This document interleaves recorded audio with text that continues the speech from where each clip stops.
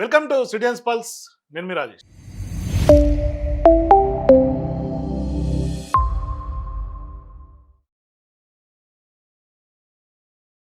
రేవంత్ రెడ్డి గారికి నిజంగా Congress party high command ఇంత భారీ షాక్ ఇస్తుంది అని ఆయన కూడా ఊహించుండడు.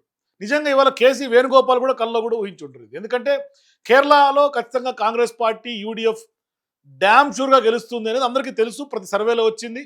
ఎల్డిఎఫ్ మీద 2 టర్ముల పైన ఇవాళ అక్కడ 2 టర్ములు చేసినటువంటి నేపథ్యంలో కొంత అక్కడ యాంటీ ఇన్కంబెన్సీ చాలా ఎక్కువగా ఉంది. ఎల్డిఎఫ్ ఓడిపోతుందని ప్రతి ఒక్కరు చెప్పారు. మున్సిపల్ ఎన్నికలు కూడా ప్రూవ్ అయింది. అందుకనే ఇవాళ కాంగ్రెస్ పార్టీ అక్కడ ఖచ్చితంగా డ్యామ్ షూర్గా గెలుస్తుంది. కాబట్టి రేవంత్ రెడ్డి గారికి అస్సాంలో కొంత స్టార్ క్యాంపెయినర్గా ఇచ్చినా, లేదు అటు మన జరిగినటువంటి వెస్ట్ బెంగాల్లో స్టార్ క్యాంపెయినర్ ఇచ్చినా, ఏ రాష్ట్రానికి వెళ్లకుండా కేవలం కేరళం మీదే ఫోకస్ పెట్టాడు. అంటే అక్కడ భారీ స్థాయి స్కెచ్ రేవంత్ రెడ్డి వేసుకున్నారు అక్కడ. అంటే కేరళంలో కాంగ్రెస్ పార్టీ అధికారంలోకి వచ్చిన తర్వాత పెద్ద ఎత్తున చక్రం తిప్పాలని, ఒకటి తాను వ్యాపార సామ్రాజ్యాన్ని కూడా అక్కడ ఎక్స్పాండ్ చేసుకునే ఒక కార్యాచరణకు కూడా కొంత శ్రీకారం చుట్టారు. ఎందుకంటే ఆయన కేసీ వేణుగోపాల్ని సీఎం చేయాలని పెద్ద ఎత్తున కలలు కన్నాడు రేవంత్ రెడ్డి గారు.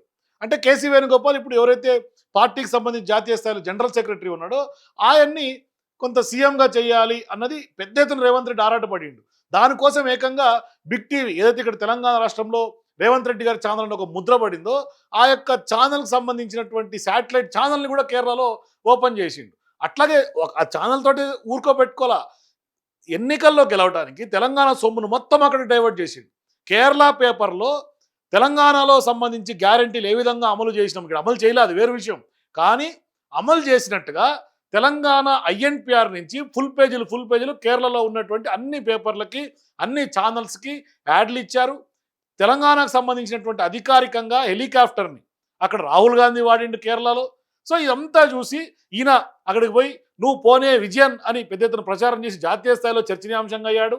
అంటే ఒక 2-3 రోజులు ప్రచారం చేసి పినరయి విజయన్తో ట్వీట్లు పెట్టి, లెటర్ పెట్టి, ఒక కామెంట్ సెన్సేషన్ చేసి, దుమారం లేపి, అంటే ఒక రాష్ట్ర సీఎంతో ఇంకొక రాష్ట్ర సీఎం అని తెలంగాణకు రా, నేను ఏం చేశాను చూపిస్తా అని చెప్పి, ఏం చూపిస్తారనేది మనం ఆల్రెడీ మాట్లాడుకున్నాం. కానీ ఒక హైప్ క్రియేట్ చేసి కాంగ్రెస్ ఆల్రెడీ గెలిచే అవకాశం ఉన్న చోట అక్కడ ముందుగానే ఖర్చీఫ్ వేసుకున్నాడు రేవంత్ రెడ్డి గారు. వేసుకొని ఇవాళ అక్కడ చక్రం తిప్పాలని, తన సామ్రాజ్యాన్ని కొంత ఎక్స్పాండ్ చేయాలని ఉండే కలలు కన్నాడు. కానీ ఆ కళలన్నీ హైకమాండ్ అడియాసలు చేసి పడేసింది. అంటే కళ్ళ చేసింది. అంటే సామ్రాజ్యాన్ని విస్తరించాలనుకున్నటువంటి ఆశలు అడియాసలు చేశారు.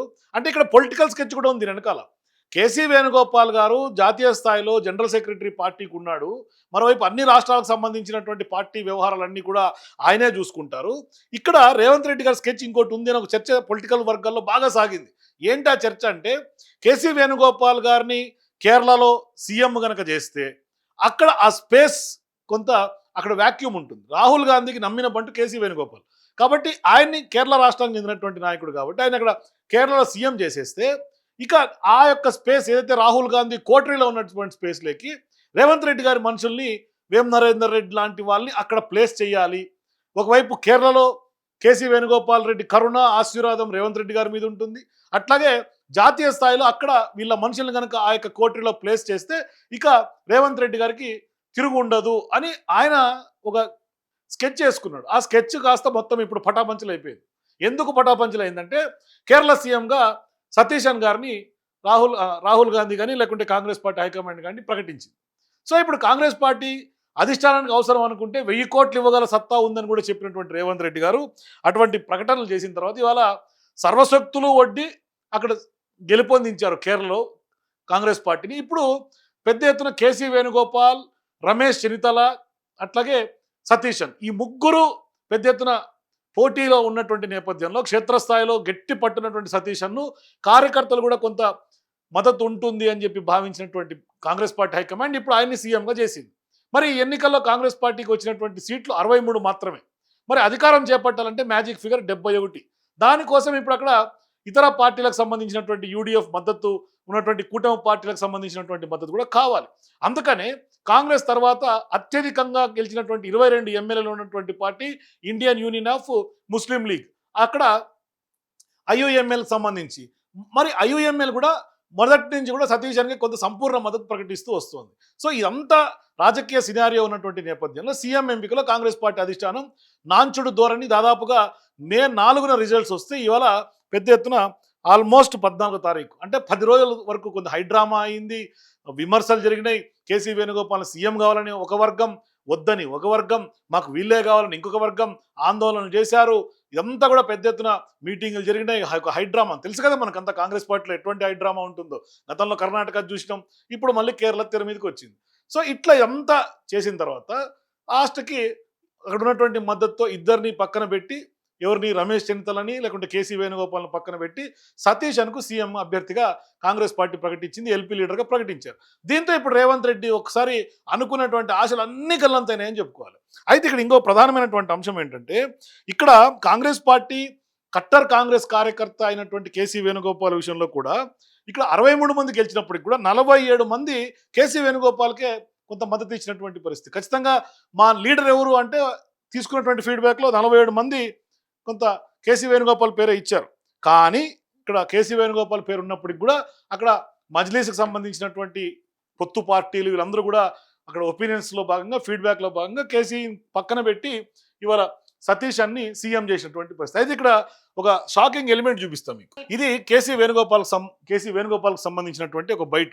ఇవాళ ఉదయం రాహుల్ గాంధీ గారిని కలిసి ఆయన ఇంట్లో తచ్చాడి బయటకు వస్తే ఆయన బాడీ లాంగ్వేజ్లో మార్పు కనిపించింది. ఆయన మీడియాతో మాట్లాడినప్పుడు ఆ మాటలు కూడా ఒక్కసారి మీరు చూడండి, ఆ మాటలు ఎంత స్థాయిలో ఇవాళ తడపడ్డాడు చూడండి ఒకసారి. 2 hours meeting was held with Rahul Gandhi, Priyanka Gandhi. No, they both of them are discussing about the situations and the decision-making process. How they called me and they asked me my opinion, and we are all discussed with that. There were several posters also installed at AICC, NSU, as supporters wanted you to be the chief minister. Many MLAs wanted you more than 40 plus. What? No. I'm thanking for the MLAs, party workers, party functionaries for that support they have given to me. But finally, party took a decision. As a sincere congressman, we are all behind the party decision.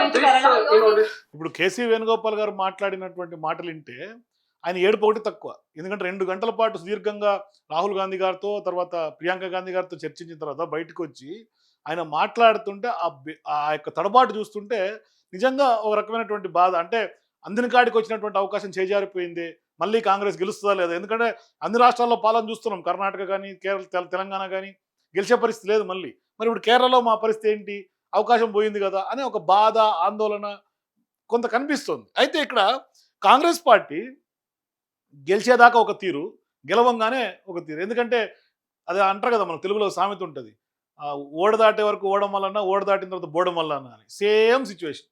ఇక Congress party గెలిచి 10 రోజులైంది. పినరయ్ విజయన్ గారు రీసెంట్గానే resign చేసి ఆయన అద్దె ఇంటికి వెళ్ళాడు. వెళ్ళిన తర్వాత వెళ్ళంగానే అధికారికంగా మొదటి ప్రెస్ మీట్లోనే సీఎం సతీష్ అన్ గారు చేసినటువంటి స్టేట్మెంట్స్ ఏంటి తెలుసా? రాష్ట్రం క్లిష్ట పరిస్థితిలో ఉంది, ఆర్థికంగా ఒడిదుడుకులు ఎదుర్కొంటోంది, అయినప్పటికీ మేము చెప్పినటువంటి హామీలు నెరవేరుస్తాం అంటే ప్రజల్లో ఒక రకమైనటువంటి వేవ్ క్రియేట్ చేశారు. ఎట్లా? ఆర్థికంగా ఇబ్బందులు ఉన్నాయి కాబట్టి గ్యారెంటీలు అమలు అవుతాయో లేదో అని ఒక డైలమా. అంటే జనాల నుంచి ఎదుర్కొనే, అంటే విమర్శలు ఎదుర్కోక తిరుగుబాటు రాకుండా ఇంకా ప్రెస్ మీట్ స్టార్టింగ్ ఫస్ట్ డేనే అయిపోయింది, ముంచేసాడు అందరినీ.